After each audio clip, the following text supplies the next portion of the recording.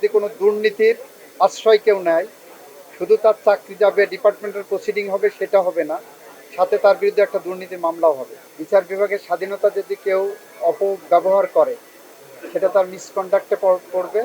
আমরা এক সপ্তাহ কেবল ক্ষমতায় বসেছি, সমস্ত সমস্যাগুলো চিহ্নিত করে যথাসময়ে যথাযথ পদক্ষেপ আমরা গ্রহণ করব। সাংবিধানিকভাবে যতগুলো অধ্যাদেশ হয়েছে প্রত্যেকটা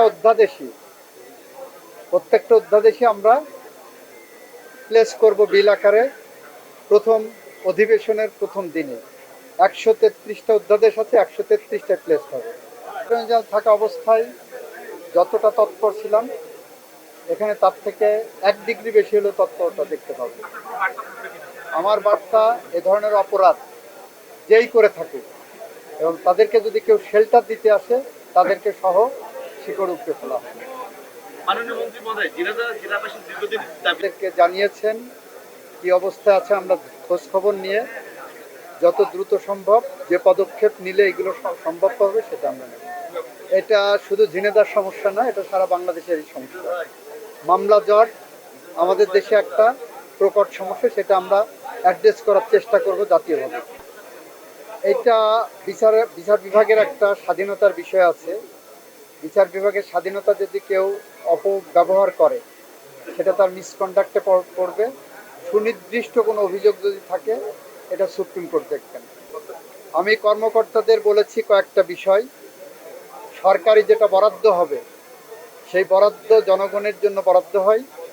প্রত্যেকটা পয়সা খরচ হচ্ছে সঠিক জায়গায়, এটা নিশ্চিত করতে বলেছি।